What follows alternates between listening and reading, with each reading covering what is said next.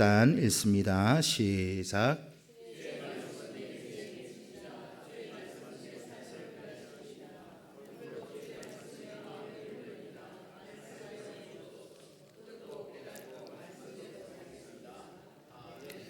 할렐루야.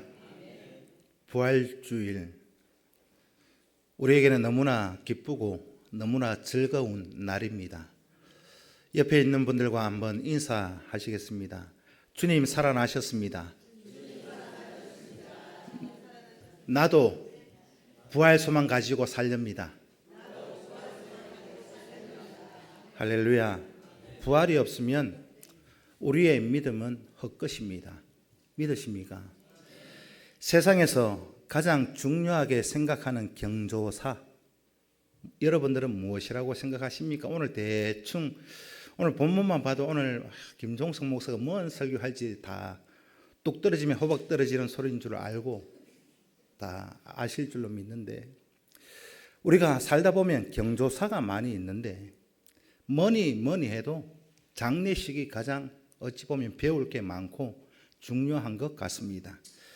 경조사, 우리가 당할 때 거기에 적용되는 휴가만 봐도 얼마나 무엇이 중요한가를 세상 기준도 말해주고 있습니다.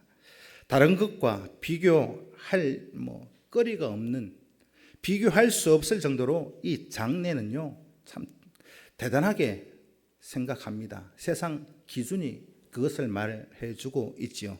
결혼, 회갑, 칠순, 팔순, 돌잔치, 출생 할 거 없이 장례만큼 휴가를 주지 않습니다. 다 휴가 규정을 보면은 장례는요 직계, 좀비속, 형제까지 장례 나면 휴가를 다 줍니다. 결혼도 휴가를 주지요. 근데요, 내가 결혼할 때는 휴가를 주지만 우리 자녀가 결혼한다고 일주일씩 휴가 주지 않습니다. 그렇지요? 우리 손자 돌잔치 한다고 휴가를 일주일씩 주던가요? 주지 않습니다. 직계, 좀비속 할 것 없이 형제까지도 장례가 나면 휴가를 줍니다. 다른 경조사는 이렇게 휴가를 주는 적을 제가 본 적이 없습니다. 장례, 휴가, 범위가 가장 넓고 가장 길게 주는 경조사가 장례지요.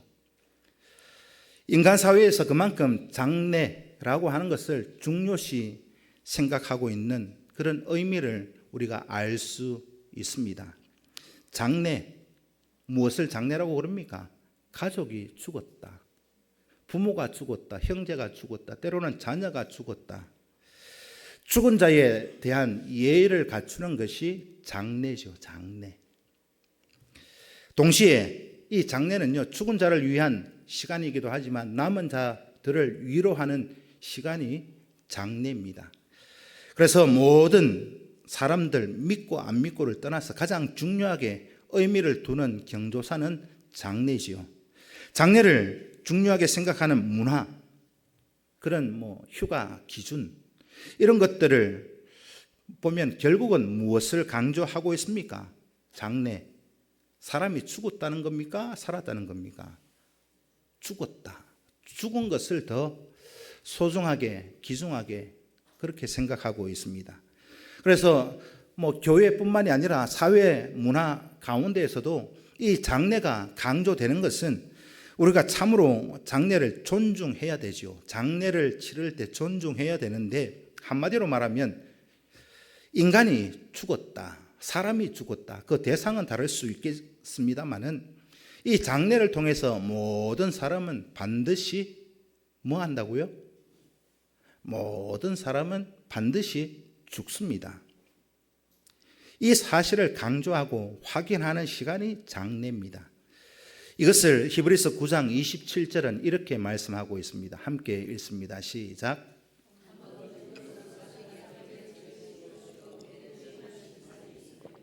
이것을 피할 수 있는 사람은 아무도 없습니다. 그리고 또 성경을 보아도요, 장례를 굉장히 중요시 생각하고 있지요. 우리가 생각하는 장례 그런 시간들보다 엄청나게 성경은 장례식을 더 강조하고 있다. 그렇게 말씀드릴 수 있습니다. 특별히 구약성경 창세기 50장에 보면은요, 야곱이 죽었을 때 장례 치르는 것이 나와 있습니다. 50장 마지막 절 거기에 가면 야곱이 죽어서 입관하는 내용이 50장 마지막 대목에 기록되어져 있습니다. 거기에 보면은요, 이 야곱의 시체를 향품으로 처리하는데 며칠 정도 걸렸냐? 40일 걸렸습니다. 40일. 어떻게 그 향품을 이렇게 해가지고 시신을 염하는지는 몰라도 하여간 시체에다가 우리말로 염하는 시간이 40일 걸렸어요. 우리로 따지면 우리가 염하는데 길어봐야 한두 시간이면 다 관 속에 들어갑니다. 근데 야곱의 시체를 염하는데 40일 걸렸어요. 그러니까 이 장례를 어마어마하게 생각하고 있다는 것을 보게 되어집니다. 그 다음에 며칠을 슬퍼하느냐? 70일을 슬퍼합니다. 70일. 40일을 염하고 나서 70일을 슬퍼합니다.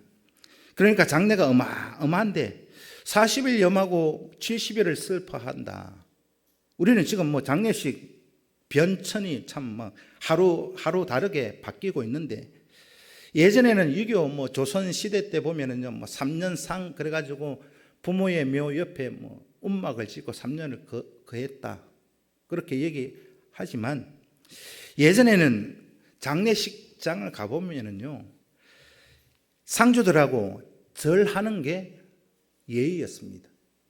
상주들 쭉 서 있으면 상주들하고 절을 했어요. 근데 시대가 바뀌다 보니까 상주들이 무릎을 꿇었다 폈다 일어났다 하니까 힘들잖아요. 그러니까 요즘은 장례식장을 가도 상주들하고 맞절을 하는 경우가 잘 없습니다. 겨우 하는 게 목례 정도만 하죠. 왜 그럴까요? 부모가 돌아가시고 장례를 하는데 자녀가 되어서 무릎 한번 굽히고 펴고 그게 아프다고 엄살 부리는 그런 모습이 우리 성도들이 살아가고 있는 그런 시대 현상이다라고 할 수 있습니다. 서서 목례만 하는데 그것도 요즘 5일장 한다고 한번 얘기해 보십시오. 5일장. 교회 안에서 5일장, 4일장은 많이 합니다. 주일이 중간에 끼면 4일장을 하는 경우가 기독교 예식으로 하다 보면 있는데 5일장 하면 상주들이 반발합니다. 반발. 그런 경험 못 보셨습니까? 누가 5일장 하자 그러면은요 들고 일어납니다. 3일장 하자고. 야곱이 죽었을 때 70일을 슬퍼했습니다. 그런데 아무튼 우리가 살고 있는 이 장례식을 보면은 3일장도 힘들다고 앓는 소리 하고 있잖아요. 그렇게 보면 성경에서 오늘 본문도 이 장례식을 얼마나 중요하게 생각하고 있는가, 그런 문화에서 시작되는 모습을 오늘 본문이 기록해주고 있습니다. 1절부터 7절까지의 말씀은요 무덤으로 가고 있는 여인들이 기록되어져 있습니다. 여인들은 이 장례식에 대한 예의를 갖추기 위해서 안식 후 첫날 이른 새벽에 여인들이 예수님의 무덤을 찾아갑니다. 예수님은 지난주 제가 설교드린 것처럼 정치범으로 유대인의 왕이다 하는 그런 제명으로 십자가에 달려 돌아가셨습니다. 정치범으로 죽었기 때문에 그 당시에요 아무도 예수님의 시체에 대해서 어떻게 나서서 누가 말하기가 참으로 곤란합니다. 왜? 정치범으로 죽었기 때문에 공범으로 몰릴까 봐. 그런데 그것도 참으로 곤란한데 안식일 전날 돌아가셨잖아요. 그러니까 안식일 날은 이 율법상 이 유대교 사람들이 어떻게 표현해요? 칼같이 지키는 게 뭐냐? 안식일 날은 시체를 만질 수 없습니다. 시체 가까이 갈 수가 없습니다. 그러니까 십자가에 달아놓을 수도 없고, 누가 뭐 이래 안식일을 지키기 위해서 이 예수님의 시신을 십자가에 달아놓고 뭐 있으면요, 안식일을 지킬 수가 없으니까 그냥 급하게 빨리빨리 서둘러서 처리를 해야 되는 그런 상황 속에 있었습니다. 그래서 예수님이 돌아가신 후에 장례 절차는요, 그 당시에 일어났던 그런 뭐 조치, 뭐 그런 예의, 그런 것을 지키지 못하고 장례가 이루어졌습니다. 버려지듯이 예수님이 십자가에 버려졌는데, 아리마대 사람 요셉이라는 사람, 그가 나서서 그가 준비해 두었던, 그가 들어가려고 했던, 요즘 우리 뭐 말로 하면 가묘, 거기에 예수님을 모셨습니다. 성경에 보면은요, 이 아리마대 사람 요셉 공회원이다. 그리고 믿음이 좋고 부자였다.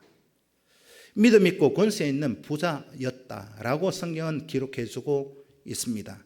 이 사람만이 아무도 반역자로 죽은 예수님의 시체를 달라 하지 않고 그냥 먼 산 보듯이 뭐 강 건너 불구경 하듯이 서 있는데, 믿음이 있으니까 반역자로 유대인의 왕으로 죽으신 그 예수님의 시체를 달라, 그도 공범으로 몰릴 수도 있는데 그 시체를 받아와서 자기가 들어갈 무덤에 장례하는 이 모습을 보게 되어집니다. 이 대목을 보면서 우리가 또 한번 깨닫고 참 느끼는 게 뭐냐? 믿음 있는 사람이 뭐가 있어요? 믿음 있는 사람이 권세가 있어야 되겠다. 믿음 있는 사람이 돈이 많아야 되겠다. 다르게 표현해 볼까요? 권력 있는 사람이 믿음이 있어야 된다는 말입니다. 돈이 많은 사람이 믿음이 있어야 된다는 말입니다. 믿음이 없으면 다 그 권세, 그 뭐 물질 다 헛단데 사용하고 죄 짓는 데 사용하기 때문에 믿음이 있어야 되겠다 싶습니다. 그러니까 오늘날 이 아리마대 사람 요셉, 공회원이니까 요즘 말로 하면 뭐 국회의원 정도의 급을 가지고 있는 인물, 권세도 있고 돈도 있고 믿음도 있고, 그 권력을 이용해서 빌라도 앞에 가서 예수님의 시신을 인도받습니다. 자기가 자기 무덤으로 준비했던 그 새 무덤에다가 예수님을 모십니다. 그런데 유대인들이 치르는 그런 절차는 거치지를 못했습니다. 야곱이 뭐 40일 염을 했다고 했잖아요. 그런 거 거칠 시간도 없이 향품을 가지고 염하고 안식일 전날이기 때문에 그런 일들을 전혀 하지 못했습니다. 갖다 뭐 그냥 표현상 그렇습니다. 제가 표현하기가, 이 아리마대 사람 요셉의 준비된 가묘, 이 새 무덤에 그냥 숨겨두듯이 갖다 버리듯이 그냥 갖다 버려놓은 그런 형국이었습니다. 표현상 그런 거예요. 그래서 예수님을 따르는 사람들에게는요, 이런 모습을 보면 얼마나 안타까울까요? 여러분들 부모가, 아니 여러분들 형제가 죽어서 장례식장도 번듯하게 뭐 예를 들어서 냉장고 이런 데 못 넣고 그냥 한 대 객사해가지고 어디 뭐 모실 데도 없고, 뭐 장례식장 하나 뭐 할 그런 겨를도 없이 예를 들어서 이 명복공원 가서 바로 화장해서 태웠다 한번 생각해 보십시오. 얼마나 안타까울까요? 그런 마음이 아리마대 사람 요셉에게 있었다라고 하는 겁니다. 장례 절차 제대로 갖추지 못하고 버려지듯이 그 예수님을 무덤에 모셨기 때문에 예수님을 따르던 많은 사람들, 그들의 마음이 얼마나 딱했을까. 우리가 장례를 치러 보면은요, 늘 예수를 믿고 안 믿고 할 것 없이 보편적인 현상이 뭐냐, 상주들에게 나타나는 것이, 우리가 부모 돌아가시면요, 누구 돌아가실 것 할 것 없이 상술이 막 활개칩니다. 장례식장에서 마지막 가는 길에 고인 마지막 가는 길에 좋은 거 해드려야 안 되겠냐. 저도 그랬고요. 마지막 가는 게 살아생전에 효도 안 하다가 장례 나면 그때서야 리무진 태워줍니다. 리무진. 살아생전에는요, 예? 리무진이 어디 있어요? 돌아가시니까 그때서야 리무진 태워줍니다. 수유도, 비싼 거. 중국산 안 된다. 좋은 거. 마지막 가는 길에 좀 잘 해드리고 싶은 것이 인지상정일 것 같습니다. 최소한이라도 그런 최선을 다하려고 하는 마음, 이런 마음이 저도 있고 여러분들 다 있잖아요. 예수님을 따르는 사람들도 마찬가지였던 것 같습니다. 그래서 예수님의 무덤, 그것을 확인한 몇몇 여인들이 염을 하려고 향품을 준비해서 안식 후 첫날 이른 새벽에 예수님의 무덤을 찾아 나서기 시작합니다. 무덤을 가면서 이 여인들이 얼마나 걱정이 많았을까요? 생각해 보니까요, 이 여인들이 무덤에 가면서 걱정이 많았을 것 같습니다. 여인들이 힘이 있어 봐야 얼마나 있을까요? 무덤 문이 막혀 있는데, 그것도 큰 바위로 돌로 막혀 있는데 이 돌을 누가 치워줄까? 무덤 안에 들어가야 예수님을 그 시신을 염을 하든지 향품을 바르든지 그렇게 할 거 아닙니까? 유대인들의 매장 풍습, 우리 나라 풍습하고는 전혀 다릅니다. 우리나라는 그냥 매장하잖아요. 땅을 파가지고 그냥 덮어버리는데, 유대인들은 바위굴에 넣어서 그 바위를 그 앞에 막아둡니다. 시체를 보려면 돌을 빼야 거기 들어갈 수 있는데, 이 여인들이 가면서 얼마나 걱정했을까. 향품을 가지고 가긴 가는데 이 큰 돌을 누가 치워줄까? 들어갈 수가 있어야죠. 우리가 가면 이 돌을 누가 치워줄 것인가? 아마도 설교를 준비하면서 생각해 보니까 이 여인들에게 가장 큰 걱정, 근심은 그것이었을 겁니다. 이런 걱정과 슬픈 마음으로 새벽에 무덤에 찾아가는데요, 이 무덤에 대한 태도, 유대인들하고 우리나라하고 문화적으로 너무 많은 차이가 있습니다. 우리나라 전통적인 유교 문화 속에서는요, 무덤을 굉장히 중요시 여깁니다. 거창하게 꾸미고 또 숭배의 대상이 되기도 합니다. 뭐가요? 무덤이. 그래서 봉분을 어리하게 하고, 거기 또 어떤 집은 사당처럼 옆에 하나 지어 놓기도 하고, 살아있을 때 효도 안 해도요, 죽고 매장한 다음에는요, 불효자가 한 명도 없어요. 오짜닥 한 명씩 있지. 죽은 사람의 무덤에 대해서는 굉장히 효도를 많이 합니다. 우리나라 문화가. 벌초 안 하면 불효자로 낙인 찍힐 것 같아가지고 휴가 내가지고 벌초하러 가잖아요. 요사이는 그런 벌초하는 문화도 많이 무너져 있죠. 돈 주고 취업 부르잖아요. 묘까지 가기 힘드니까 사람 사서 벌초하는. 유교 문화는요, 이 벌초를 굉장히 중요시 여깁니다. 왜요? 그 무덤이 자신에게, 그 가문에게 복을 준다 생각하기 때문에 그렇습니다. 조상이 우리에게 복을 준다 해서 무덤에 가서도요, 묘사라고 그러죠. 제사도 지내고 숭배의 대상, 경배의 대상이 묘지입니다. 그런데 기독교에서는요, 이 묘 중요시 여기지 않습니다. 서양에 가면은요, 교회 마당에 우리말로 하면 평장을 다 해놨어요. 우리 마당에 평장으로 다 해놨어요. 서양 교회 가면.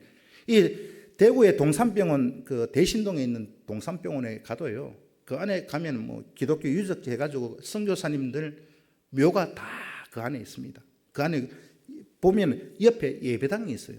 예배당 옆에 선교사님들이 다 거기 계시는데 평장으로 해놨습니다. 그런 식으로 교회 마당에 다 평장해놨어요. 다르게 얘기할까요? 예배당, 성전이요, 공동묘지입니다. 그래서 기독교는 이 묘를 숭배의 대상으로 꾸미지 않습니다. 여러분들을 예를 들어서 현실적으로 여러분들이 생각할 때 이 땅에 사는 동안에 뭐 우째 살다가 뭐 때가 돼서 죽었어요. 떠났어요. 여러분들 생각에 내 무덤이 있어야 된다고 생각하십니까? 없어야 된다고 생각하십니까? 여러분, 내가 세상을 떠났을 때 내 무덤은 있어야 된다, 없어야 된다. 그런 분들 계시더라고요. 우리 교회에서 들은 얘기가 아니고 제가 전에 있었던 교회에서 들은 얘기인데, 무덤 있어야 된다, 없어야 된다, 이거 가지고 자기네들끼리 뭐 몇몇 분들이 모여가지고 막 토론을 해요. 야, 요즘 같은 시절에 누가 무덤에 찾아오냐? 찾아올 놈 한 놈도 없고, 무덤 서놓는다고 해서 누가 벌초하냐? 무덤 없애버리라. 그렇게 얘기하는 분 제 귀로 직접 들었습니다. 아이고, 묘 서봐야 골칫 덩어리 되고 막, 무덤 없애버리라, 내 죽고 나면은. 이렇게 말하는 사람 제가 많이 들었습니다. 여러분들 동의하실지 안 하실지는 모르겠습니다만은, 내가 죽거든 화장해가지고 내가 자주 가던 어디 무슨 산에 뿌려버려라. 너희들 찾아오지도 않을 건데 너가 하는 행실 보여. 내 무덤 속에 들어가면 절대 벌초도 안 하고 뭐 내버려 두고 뭐 그럴 것 같아서 묘도 서지 마라. 무덤 왜 만드노? 그렇게 말하는 사람도 있고요. 또 한편 다르게 얘기하시는 분들은 주장이 뭐냐? 그래도 무덤이 있어야 되지 않느냐? 그래도 무덤이 있어야지. 평소에는 내 살아있을 때 안 찾아오더라도 살다 보면 그래도 부모가 생각날 때 한 번쯤은 있을 낀데, 그때 찾아갈 어딘가가 있어야 하지 않겠는가? 그럴 때 뭐 찾아올 무덤 하나라도 있어야 위안이 되지 않을까? 그렇게 말하는 분도 계시더라고요. 옛날에는 무덤, 야, 당연히 있어야 되죠. 옛날 뭐 우리나라로 기준으로 따지면 한 1, 20년 전만 해도요, 화장요. 예. 근데 요즘은 어떻습니까? 1, 20년 전만 해도요, 그때하고 지금하고 문화가 많이 달라졌지 않습니까? 무덤에 대한 그런 우리의 생각도 많이 바뀌어져 가고 있습니다. 옛날에는 무덤 당연히 있어야 되는데 요즘은 필요 없다. 그거 누가 관리하노? 이렇게 보면 우리가 오늘날 실용주의적 관점 속에서 무덤에 대한 우리의 생각도 변화되어 가고 있는 것을 보게 되어집니다. 여러분들은 어느 쪽이십니까? 내 무덤이 있어야 된다, 내 무덤은 없어야 된다, 없애버리라. 어느 쪽이십니까? 그래서 오늘 본문의 예인들도요, 이 장례 절차에 대한 모든 예를 갖추고자 이른 새벽에 찾아갑니다. 그런데 무덤에 도착했던 이 여인들은 충격적인 광경을 보지요. 충격이에요. 충격. 이거보다 더 큰 충격은 없을 겁니다. 가면서 이 돌을 누가 치워줄 것인가 염려하고 걱정했는데 큰 지진이 일어났어. 그래서 그 무덤 문을 막고 있던 큰 돌이 굴러가 버렸습니다. 그 다음에 천사가 무덤에 돌을 굴리고 거기에 앉아 있어요. 천사의 모습이 오늘 본문은 번개와 같은 그런 광채를 내고 있었다라고 기록하고 있습니다. 번개 같은 광채. 그 광경을 보면서 또 그 무덤을 지키던 군인들이 벌벌벌벌 떨고 있습니다. 어떻게 되었느냐? 죽은 자처럼 그렇게 되어 있습니다. 이런 새벽에 무덤에서 일어난 이런 일이 일어났으니까 얼마나 이 여인들이 갔다가 얼마나 놀랐을까요? 충격 아니겠습니까? 무덤 문이 열려 있어요. 천사가 번개같이 이렇게 이 여인들에게 말합니다. 그거 들어가 봐라. 예수님 없다. 여러분들 같으면 이런 현상, 이런 상황을 봤으면 어떨 것 같아요? 저 같으면 충격이었을 겁니다. 이걸 보고 충격받지 않으면 그게 비정상일 겁니다. 걱정과 슬픔이 이 여인들에게 무엇으로 바뀌었느냐? 충격과 두려움으로 바뀌어져 있습니다. 무덤을 가기 전에는 불안하고 두렵고 걱정이었는데 무덤에 도착한 순간 무엇이 그들의 마음을 가득 잡고 있느냐? 두려움과 충격이었습니다. 여기에서 핵심은요, 예수님의 무덤 문이 열렸다는 게 핵심입니다. 무덤의 문을 열어 놓는 게 이게 상식이 맞는 게 아니잖아요. 무덤 문은 닫혀 있어야 되는 게 맞습니다. 여러분들이 예를 들면 그런 거예요. 부모나 어떤 가족들 장례를 하고 사모 때, 우리가 사모 때 가잖아요. 장례를 잘 이래 했는가 확인하는 절차로 사모 때 묘를 갑니다. 봉부는 잘 돼 있는가, 때는 잘 자라고 있는가, 사모 때 가서 보는데, 여러분들 부모님 묘를 누구의 묘를 가는 그 사모 때 봉분이 다 헤쳐져 있고 관뚜껑이 열려져 있다고 한번 생각해 보십시오. 이건 누가 봐도 충격 안 먹을 수는 없는 그런 일일 것입니다. 무덤 문이 열리면 안 되지요. 그럼에도 예수님의 무덤의 문이 활짝 열려 있더라. 그것도 천사가 하늘에서 내려와서 무덤의 문을 열어놓고 또 이 천사들이 이 여인들에게 이렇게 말합니다. 오늘 본문 5절 6절입니다. 함께 읽습니다. 시작.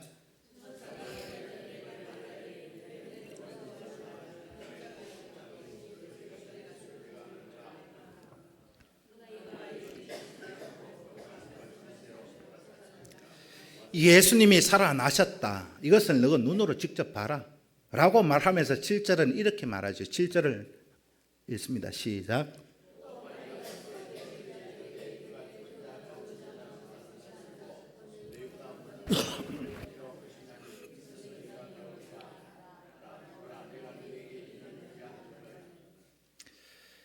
이 여인들에게 이 천사가 하는 말이요, 예수님을 만나서 염하고 향품을 가지고 찾아오지 말고, 쉽게 표현을 하면 무덤에 있지 말고 갈릴리로 가라. 그렇게 말합니다. 너희들보다 예수님이 먼저 갈릴리 그곳에 가 계신다. 무덤이 없다. 그러면 제자들이 예수님이 십자가 달리시기 전에 제자들이 예수님을 만난 곳이 어디입니까? 갈릴리였습니다. 예수님은 십자가에 달려 죽었죠. 그런데 제자들이 예수님을 만난 곳은 무덤이 아니라 갈릴리 그쪽이라는 겁니다. 방향이 잘못되었다라고 천사가 가르쳐 주고 있습니다. 갈릴리, 그곳은 예수님이 십자가 지시기 전 제자들과 함께 생활하던 삶의 터전이었습니다. 이것을 다른 말로 하면 너희들이 생활하고 있던 삶의 터전으로 가라. 거기에서 예수를 찾으라. 예수를 만나라. 그 말입니다. 무덤에 안 계시니까. 왜 그렇습니까? 죽은 사람이야 무덤에 있는 게 당연하지요. 그러나 예수님은 죽은 것이 부활로 살아나셨기 때문에, 살아나셨으니까 갈릴리, 너희들이 살고 있던 삶의 터전으로 가서 그 갈릴리 그곳에서 예수님을 만나라. 예수님을 만나는 곳이 어디입니까? 무덤이 아니었습니다. 어디요? 갈릴리. 우리가 살아가는 삶의 터전이 어디입니까? 여러분들의 고향이 어디예요? 여러분들을 만나고 있는 삶의 터전이 어디입니까?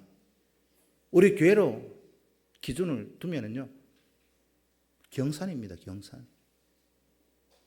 예수님을 만나러 향품 들고 무덤을 갈 것이 아니라 삶의 터전에서 예수를 만나라. 어디에요? 평산동에서, 사동에서, 계양동에서, 옥곡에서, 옥산에서. 거기서 예수를 만나라. 그 말입니다. 부활하신 주님이 우리에게 보혜사 성령을 보내셨지요. 그리고는 성령께서 우리 가운데 살아 역사하고 계십니다. 어디에서요? 경산에서. 오늘 저와 여러분 삶의 현장에서 살아나신 그 주님을 꼭 만나실 수 있기를 축복합니다. 이것이 진짜 부활신앙으로 살아가는 성도의 모습입니다. 교회에서만, 예배당 안에서만 예수를 만날 것이 아니라 여러분들의 삶의 터전, 그것이 가족들이 있는 가정이 될 수도 있고, 돈벌이 하는 직장이 될 수도 있고, 사업장이 될 수도 있고, 삶의 터전으로 가서 예수를 만나라. 이게 성도의 본 모습일 것입니다.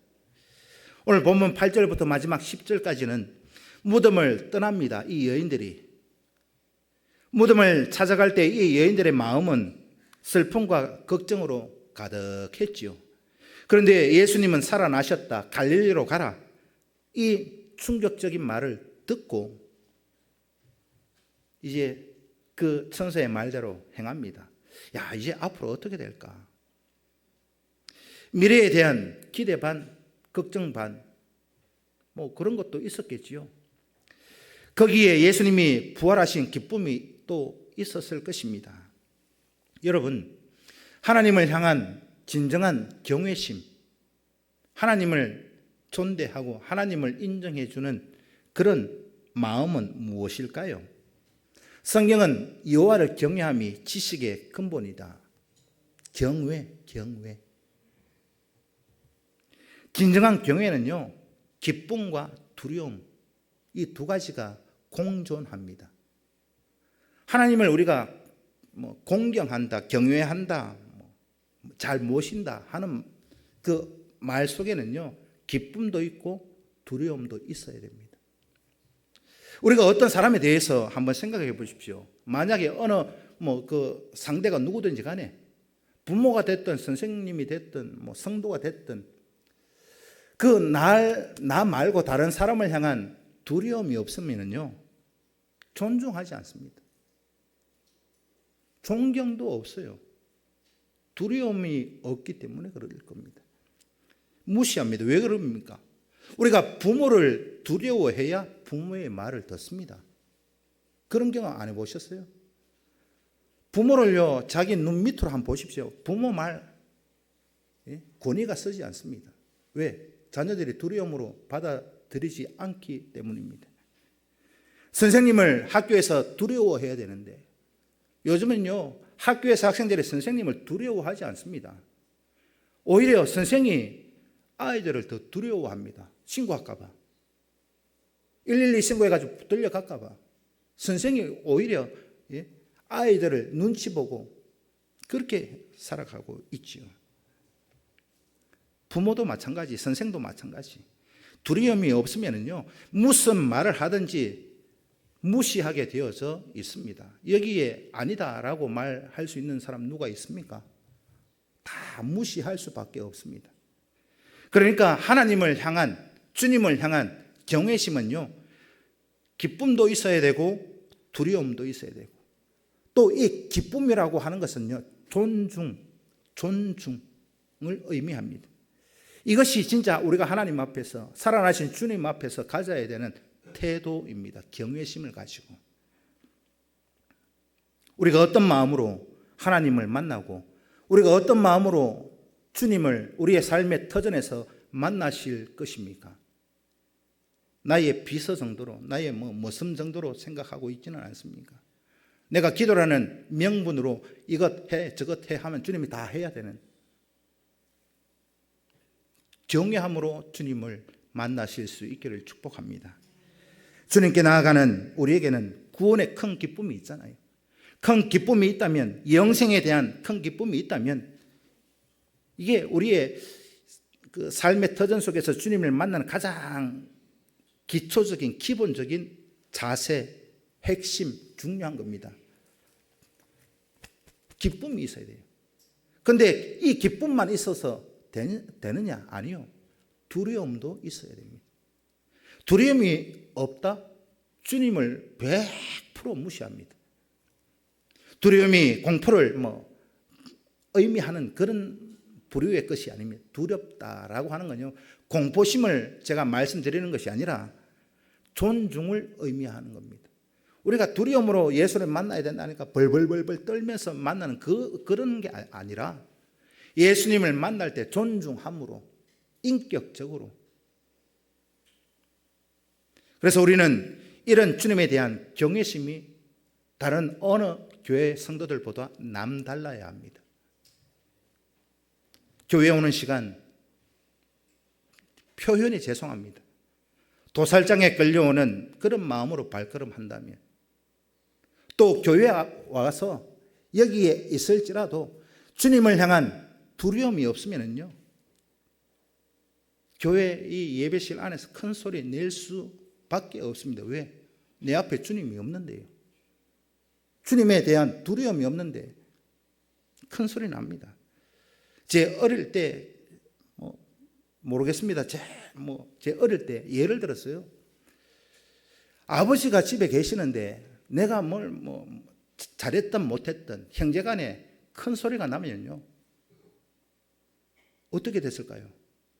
예? 어른이 집에 있는데 어디 형제간끼리 큰 소리 낸다? 위에 놈이 아래 놈 막 뭐라 하면요, 위에는 박살나요. 또 밑에 놈이 위에 형이나 누나 보고 대들면 난리 납니다. 왜? 아버지가 있는 곳에서. 그게 가정교육이잖아요. 그런 교육 안 받아보셨어요? 다 그런 가정교육 하잖아요. 어디 어른 있는 데서 그런 얘기 많이 합니다. 주님을 우리가 큰 기쁨으로 만나야 되고, 존중함으로, 두려움으로 주님을 만나셔야 돼요. 예배실 뿐만이 아니라 삶의 터전, 삶의 가정, 직장, 사업장 속에서도요, 그런 모습으로 주님을 대하셔야 됩니다. 이게 주님을 경외하는 마음으로 주님을 만나는 것이죠. 이어서 여인들은 천사가 전해준 것을 전하려고 제자들에게 달려갑니다. 온 백성에게 미칠 큰 기쁨의 좋은 소식을 전합니다. 제자들에게. 탄생을 전했던 예수님이 이 땅에 오실 때 이 동방 박사들에게 전했던 존재가 누굽니까? 천사들이. 그 천사들이 부활하신 주님을 이번에는 또 똑같이 안내하고 인도하고 있습니다. 예수가 다시 살아나셨다 전하고 있죠. 예수님의 부활을 전한 천사는 무엇으로 확인하라고 합니까? 무엇으로? 예수님의 무덤에 들어와서 너희 눈으로 직접 한번 봐라. 예수님이 누우셨던 그 빈자리를 확인해 봐라. 여인들은 예수님이 그 무덤 속에 계시지 않고 부활하셨다는 사실을 눈으로 목격하고 이것을 알리기 위해서 달려갑니다. 그런데 이 소식, 이 큰 기쁨의 소식을 전하려고 달려가던 중에 누구를 만나요? 부활하신 주님을 만납니다. 예수님은 이 여인들에게 뭐라 하시느냐? 두려워하지 마라, 평안해라 하십니다. 오늘 본문에는 평안하라가 아니고 평안하냐 이렇게 이제 물으셨는데, 이렇게 묻고 있는 평안하냐 이 말은요, 진짜 네가 평안하냐 두렵냐 그런 의미로 묻는 것이 아니라 평안해라. 왜? 내가 네 앞에 있잖아. 그 말입니다. 두려워하지 말고 걱정도 하지 말고 염려도 하지 말고 내가 너희 앞에 있으니 평안해라. 그 말이에요. 평안하냐. 그렇게 묻고 계시는 겁니다. 제자들에게 전해라. 내가 갈릴리로 갈 테니까 거기서 만나자. 예수님이 부활하시고 제자들에게 어디 무슨 산으로 와라 그런 말씀 하신 적이 없습니다. 갈릴리 삶의 현장, 삶의 터전으로 가라. 거기서 내가 너희들을 만날 것이다. 오늘날 많은 이단들이요, 그런 이단들 참 많이 있더라고요. 일산 무슨 산으로 와라. 영양 무슨 산에 와라. 거기 주님 재림하신다. 삐까 번쩍하게 지나놓고 이단들이요. 이것을 퍼뜨리는 이단들 저만 들어봤나요? 여러분들 못 들어보셨어요? 제가 경산에 와서 그 얘기는 아직 못 들어봤습니다만은, 예수님이 저 백자산에 재림하신단다 한번 해보이소. 난리 날 겁니다. 근데요, 예수님은 무슨 산에 재림한다 그런 말씀 하신 적이 없어요. 예수님은 어디로 모이라 하지도 않습니다. 어디서 나를 만날 것인가? 삶의 현장으로 가라. 거기에서 부활하신 주님을 만나고, 거기에서 성령을 만나고, 만나면 거기에서 역사가 벌어진다. 그것이 오늘 본문이 우리에게 가르쳐 주고 있는 말씀입니다. 그러면 예수님이 재림하실 때, 예수님이 다시 오시는 그날 우리가 어디에 있든지 간에 다 찾아서 구원하십니다. 예를 들어 볼까요? 만약에 예수님이 경산 백자산에만 재림하신다. 가정입니다. 김종성 목사가 예수님 재림하면 백자산 그렇게 예입니다. 예.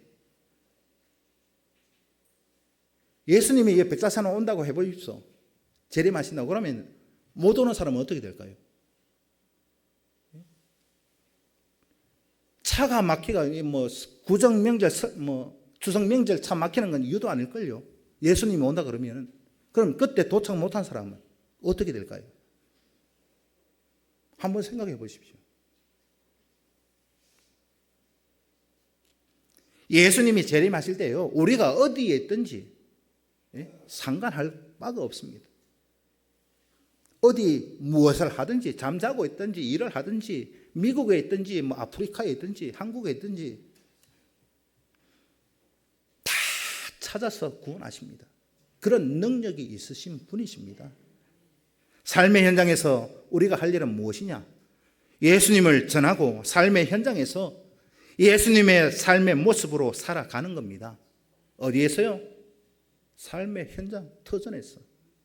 여러분, 교회에 와서만 교회 안에서 거룩한 척, 그 필요 없어요. 저도 여러분 목사니까 여러분들 앞에서 거룩한 척 할 수 있어요. 교회 안에서요. 아이고, 장로님 오십니까? 컨절하고, 와, 우리 집사님 오십니까? 마당에서 컨절하고 경건한 척 교회에서 할 수 있어요. 그런데 그런 모습으로요, 주님 만나는 게 아니에요. 어디에서 만나요? 삶의 현장에서 예수를 만나 사람답게 살아가는 것, 그때 예수를 만나는 거예요. 이것이 오늘 성경이 말씀하고 있는 주된 가장 중요한 내용입니다. 여러분 현장에서 예수를 만나십시오. 가정에서, 직장에서, 어디든지, 밭이든 어디든. 부활하신 예수님의 정인의 사명이 바로 이거예요. 교회 안에서만 믿는 사람 같고 밖에 나가면 아닌 것 같고. 오늘 저와 여러분들이 해야 될 첫 번째 사명이 뭐냐?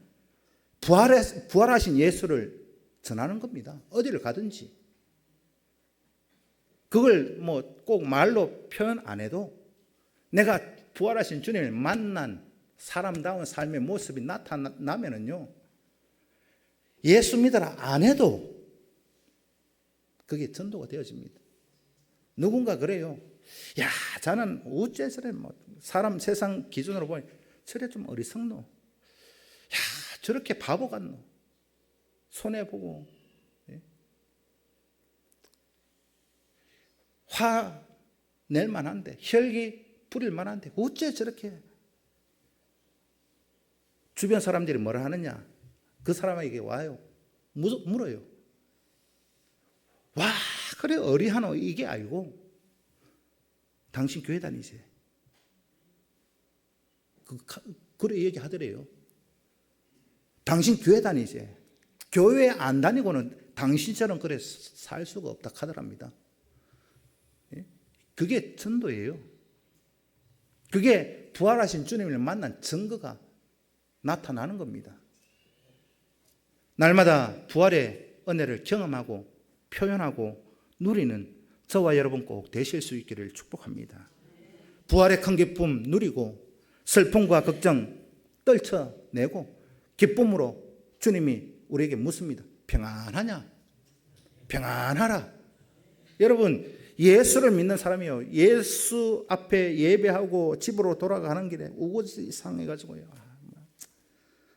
오늘 점심도 안 준다 하는데 집에 가서 뭘 해 묻지? 오늘 줘봐요. 오늘 점심도 안 주네. 집에 밥도 없는데. 예? 여러분, 예배 드리고 나가는 순간요, 동네 가서 한번 웃어봐요. 미소로 막. 제가 한번 말씀드렸죠. 전도 뭔지 압니까? 웃어봐요. 동네 가서. 그러면 이렇다 않게요. 뭔 일 있어요? 뭔 일 있어요? 뭐 그래 기분 좋으냐고 물을 거예요. 야, 오늘 부활하신 예수를 내가 만나고 기분이 좋다. 그래 한번 해보이소. 그게 전도예요. 예? 그런데 교회 갔다 오는 폼은 다 알잖아요. 목사 눈에는 목사밖에 안 보여요. 아, 저 목사대 싶으면 목사 맞아요. 제가 말씀드렸죠. 휴게소 갔는데 뭐 교회 뭐 봉고차 이름 안 붙었는데 저 100% 목사 스타일인데 목사 맞아요. 교회 예? 세상 사람들요. 교회 갔다 오는 옷차림새, 몸 매무새, 가방 하나 어떤 거 들었느냐에 따라서 다 압니다. 야, 저 사람 교회 다니는 사람인지 아닌지, 저 사람 뭐 팔로 다니는지 알아요. 오늘 부활절인데, 야, 오늘 교회 가면 계란 2개밖에 안 주고, 예? 가방 보따리 들고 집에는 떨렁떨렁 가는데 얼굴은 막 다른 교회는 막 선물도 많이 주더만 우리는 막 기껏해야 계란 3개도 아니고 2개 이거 누구 입에 붙이는 인상 써갖고 한 가봐요. 그거 전도 막아요. 예? 여러분 제가 그런 걸 많이 봤기 때문에 그렇습니다. 한번 봐도 교회 갔다 오는 스타일인데 뭐 내외간에 막 싸워요. 차에서 내리는 순간부터 막 싸워요. 막 당신은 그 키가 예? 보여요. 교회 갔다 오는데